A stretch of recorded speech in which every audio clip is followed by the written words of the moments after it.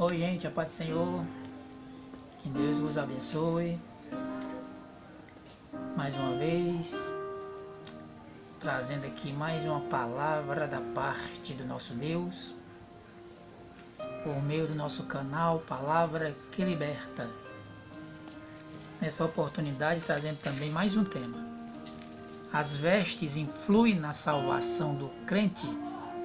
Vamos usar a palavra de Deus em Gênesis, capítulo 3, versículo 7, que diz assim: Então foram abertos os olhos de ambos e conheceram que estavam nus, e coseram folhas de figueira e fizeram para si aventais. Versículo 21. E fez o Senhor Deus a Adão e sua mulher túnicas de peles e os vestiu. Muito bem, meus irmãos e meus ouvintes. Depois que os nossos pais desobedeceram a Deus e pecaram, eles entenderam que estavam nus. Antes eles não tinham essa percepção, devido a estarem vestidos e revestidos com a glória de Deus.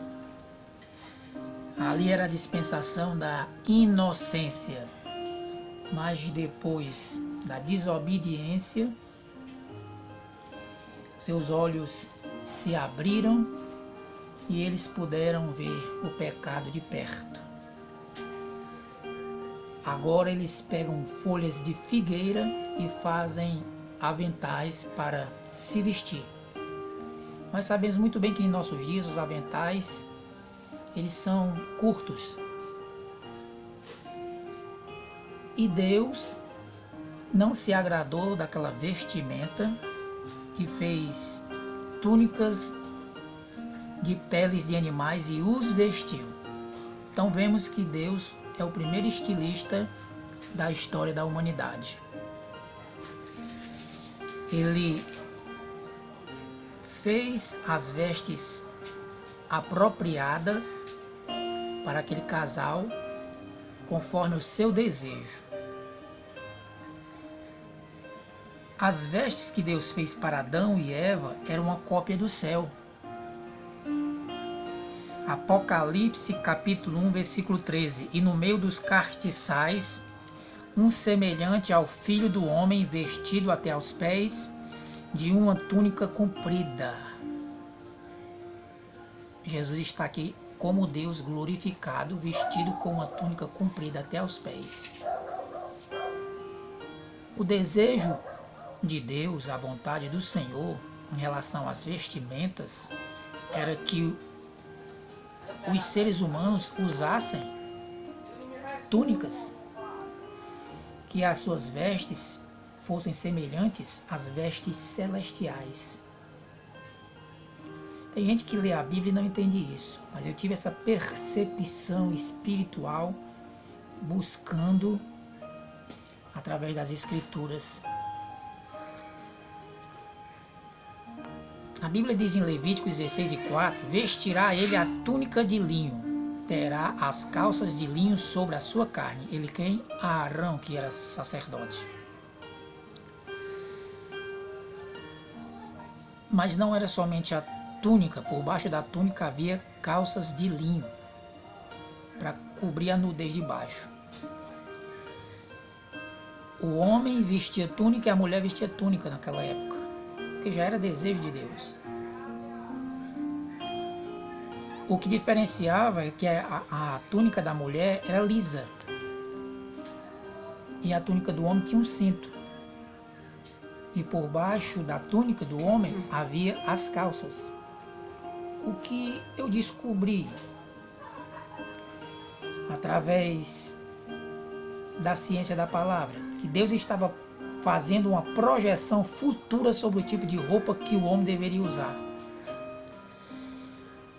Ora, se era da vontade do Deus eterno que os homens vestissem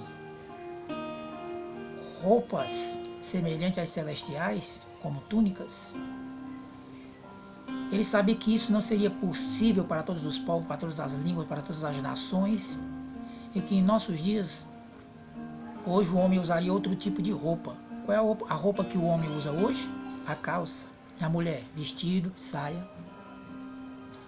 Por isso a Bíblia diz em Deuteronômio 22:5: não haverá trajo de homem na mulher, e não vestirá o homem vestido de mulher, porque qualquer que faz isto, abominação é ao Senhor teu Deus.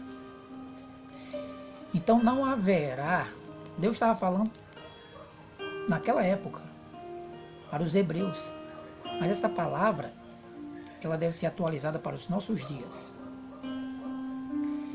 Porque hoje nós entendemos que o traje do homem hoje é a calça, e o traje da mulher é o vestido ou a saia dos nossos dias. Mas se o homem vestir a roupa da mulher ou a mulher vestir a roupa do homem, é abominação. Mas a Bíblia diz em 1 Timóteo 2:9 como as mulheres devem se vestir, já que nós sabemos que os homens hoje não são mais as túnicas, mas são calças compridas. Do mesmo modo, as mulheres se ataviem em traje honesto, com pudor e modéstia, não com tranças ou com ouro, ou com pérolas ou vestidos preciosos, mas como convém às mulheres que fazem profissão de servir a Deus com boas obras. Então a mulher tem que se vestir com traje honesto, com pudor, com respeito, com humildade. Não com trajes extravagantes, com trajes caríssimos, porque tem aquelas mulheres na igreja que também não tem muita condição e veste um traje mais simples, mais humilde. Isso não é bom. Então seria bom que todas as mulheres se vestissem humildemente, com traje que possa trazer respeito para elas próprias. Porque o cristão ainda é conhecido pelas suas vestes, é uma das identidades do cristão. Base bíblica, 2 Reis capítulo 1, versículo 1 ao 8. Quando Acasias caiu doente, ele mandou os seus mensageiros irem consultar Baal-zebub. Então o anjo do Senhor falou a Elias que fosse até eles e dissesse que eles voltassem e dissessem para o rei que ele morreria e não viveria, porque ele não consultou ao Senhor. E quando seus mensageiros voltaram, o rei disse, e ele lhes disse, qual era o traje do homem que vos veio ao encontro e vos falou estas palavras? E eles lhe disseram, era um homem vestido de pelos e com lombos cingidos de um cinto de couro. Então disse ele, Elias o tisbita. O rei reconheceu logo que Elias foi o tal que enviou a mensagem de morte para ele. Ele sabia que Elias era profeta, mas ele foi identificado pelo rei através das vestes. Então, meus irmãos e minhas irmãs que estão ouvindo este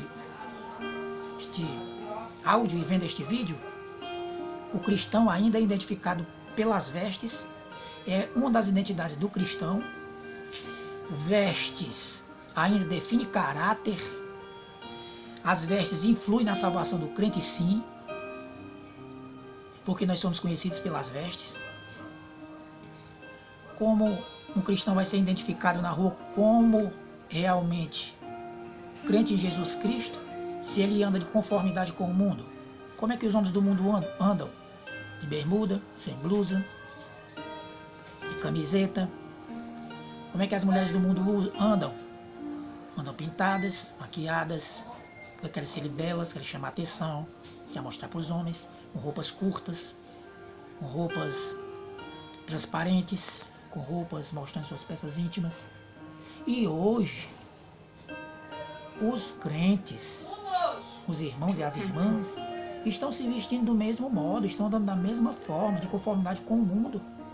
Ainda vem perguntar qual é o tipo de roupa que o crente tem que vestir. Não precisa você fazer essa pergunta, meu irmão. Você já sabe que você tem que ser diferente em toda maneira de viver, no falar, no andar, no vestir, em tudo. Você tem que ser diferente, você tem que dar o testemunho de mulher cristã, testemunho de homem cristão. Que tipo de testemunho você vai dar andando de bermuda no meio da rua? Sem blusa ou com blusa no ombro como se fosse um malandro? e você andando de shortinho no meio da rua, com roupa decotada, mostrando o seu corpo, fazendo os homens pecarem, levando as pessoas ao inferno por desejar seu corpo. Seu corpo é templo de Deus, é morada do Espírito Santo por excelência. Então, vista o seu corpo. A Bíblia diz em 1 Tessalonicenses 5:23, e o mesmo Deus de paz vos santifica em tudo, e o vosso espírito, alma e corpo sejam íntegros e irrepreensíveis para a vinda do Senhor Jesus. É espírito, alma e corpo. O corpo também faz parte da salvação. Então as vestes influem na salvação do crente, sim. Se você andar de todo jeito, de qualquer jeito, você pode até ser fiel a Deus em muita coisa, mas se você é relaxado nas vestes e faz as pessoas pecarem, ou até mesmo aqueles que estão dentro da igreja, você, através das suas roupas sensuais, as suas roupas que atraem e chamam a atenção, que traz a cobiça, o adultério nos olhos dos homens, você vai ficar na vinda de Jesus. Não vai pensar que você vai entrar no reino de Deus, que você não entra, não. No último dia, o Senhor vai permitir que você seja lançado no fogo do inferno. Desculpe eu lhe dizer isso, mas é uma realidade. Aqui não tem arruda aí não, a palavra que liberta. E você, meu irmão, que anda como um mundano, dando mau testemunho, você também vai ficar na vinda de Jesus. E no último dia você também será lançado no fogo do inferno. Ah, mas só por causa disso? Sim, não é por causa da bermuda, não é por causa da roupa, é por causa do mau testemunho. Você sabe que tem que ser diferente, você tem que dar bom exemplo para quem está lá fora e você não dá. Então isso já se torna grave. Então cubra a sua nudez.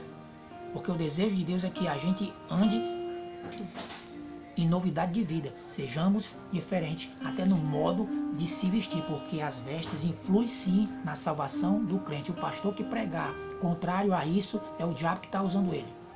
E as vestes influem sim na salvação do cristão. Então vista o seu corpo, não seja santo só na igreja é santão, quando sai da igreja é um mundanão. Na igreja é santo, no mundo é um imundo. Na igreja se veste manga comprida, quando chega em casa é no da cintura para cima. Na igreja bota o vestido lá embaixo, quando chega em casa é short curto. Que exemplo é esse? Então seja crente na igreja, seja crente em casa, seja crente na rua, seja crente na faculdade, seja crente no colégio, seja crente no trabalho, seja crente em tudo. Toda a sua maneira de viver, até no seu trajar. E Deus será contigo e você verá que serás mais abençoada e mais santificada para herdar o reino de Deus. Que o Senhor te abençoe, meu irmão. Pense nisso.